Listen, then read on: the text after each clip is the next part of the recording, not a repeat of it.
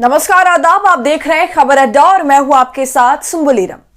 महिलाओं के साथ छेड़छाड़ की खबरें दोस्तों हमारे देश में काफी आम बात हो गई है, लेकिन जब इस तरह की खबरें एक ऐसी जगह से आए जिनका नारा ही बेटी बचाओ बेटी पढ़ाओ का है और जहां बातें महिला सम्मान की होती हैं, महिला सम्मान पर राशि बंटवाने की स्कीम भी चलाई जाती है, तो जब उसी जगह से ऐसे कुकर्मों की खबर आए तो हैरानी तो होती है।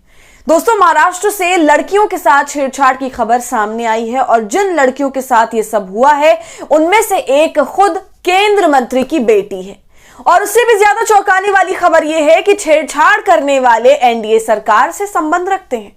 जी हां, इसलिए यह मामला और भी ज्यादा शर्मसार करने वाला है कि जब देश में खुद नेताओं की बेटियां सेफ नहीं है, जिनके पास सिक्योरिटी रहती है, तो आम जनता का क्या ही हाल होगा।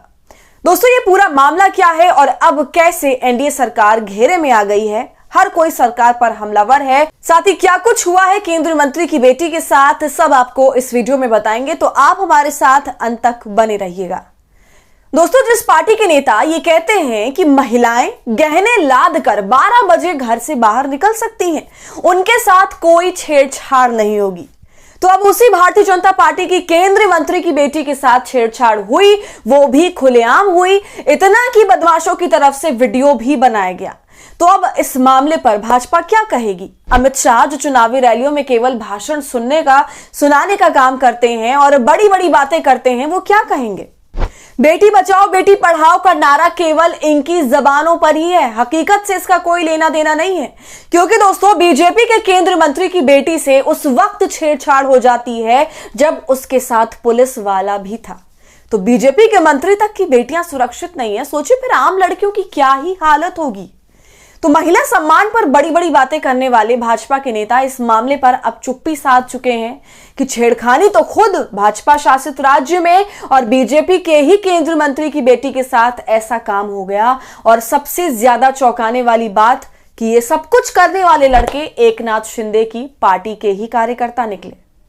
तो अब इस पर भाजपा क्या ही कहेगी? और इस पूरे मामले से एक बात तो दोस्तों साफ हो जाती है कि भाजपा के अंदर, एनडीए के अंदर ही महिलाएं सुरक्षित नहीं है। तो जो बड़ी बड़ी बातें की जाती हैं कि हम महिला सुरक्षा का ध्यान दे रहे हैं, ये कर रहे हैं, वो कर रहे हैं, तो वो सब बेकार की बातें हैं।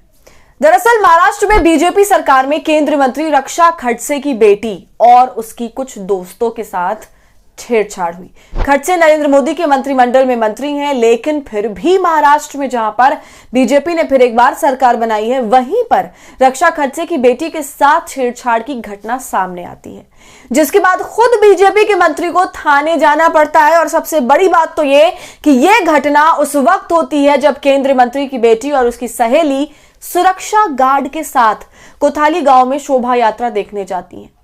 दोस्तों, इस घटना के सामने आने के बाद खुद मंत्री ने इसकी शिकायत की है और पुलिस ने इस मामले में कार्रवाई भी शुरू कर दी है और आरोपी को पकड़ भी लिया है। 3 आरोपियों को पकड़ा है। और दोस्तों, जो आरोपी पकड़े गए हैं, जिनको लेकर शिकायत की गई है, उनका संबंध शिवसेना की एकनाथ शिंदे गुट के साथ बताया जा रहा है। एकनाथ शिंदे जो पूर्व मुख्यमंत्री हैं, आप सभी जानते हैं, और अब वो डिप्टी सीएम हैं। तो एकनाथ शिंदे की पार्टी के कार्यकर्ता इस तरह का काम कर रहे हैं, वो भी सरेआम। तो ये बहुत ही ज्यादा शर्मनाक है। बीजेपी के राज्यों में लगातार इस तरह की घटनाएं सामने आ रही हैं। अभी महाराष्ट्र के पुणे का ही एक बड़ा मामला ठंडा नहीं हुआ था कि अब दूसरा सामने आ गया। पार्टी से ही संबंधित लोग बीजेपी के नेता की लड़कियों को छेड़ रहे हैं। ये वाकई शर्मनाक है। और अब भाजपा की वरिष्ठ नेता केंद्रीय मंत्री खडसे इस पूरे मामले की शिकायत खुद करवा रही हैं। इससे तो पार्टी की पोल और ज्यादा खुल जाती है।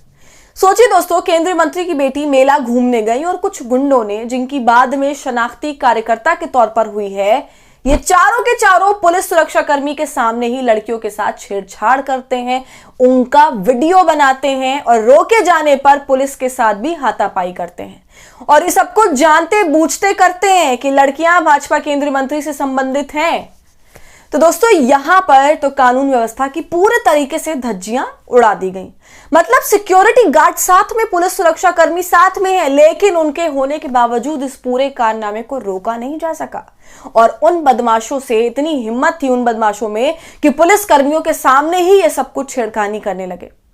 दोस्तों, भाजपा केंद्रीय मंत्री की बेटी के साथ इस घटना के बाद महाराष्ट्र के मुख्यमंत्री देवेंद्र फडणवीस ने भी बयान दिया है, घटना में शामिल आरोपियों को बख्शा नहीं जाएगा, ऐसा कहते हैं वो।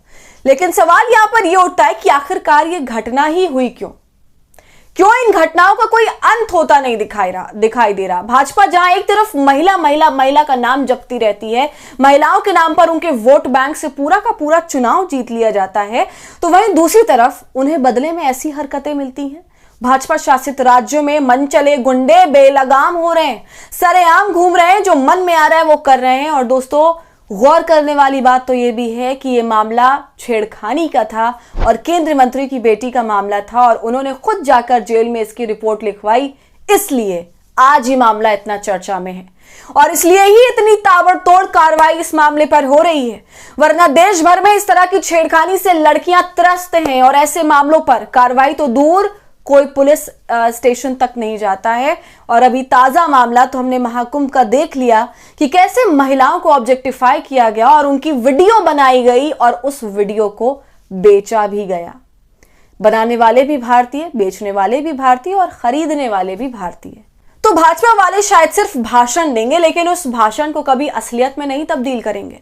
दोस्तों, आपका इस पूरे मामले पर क्या कहना है, हमें कमेंट कर जरूर बताइए। वीडियो पसंद आई हो तो इसे लाइक और शेयर करें और खबर अड्डा को यूट्यूब पर सब्सक्राइब कर लें।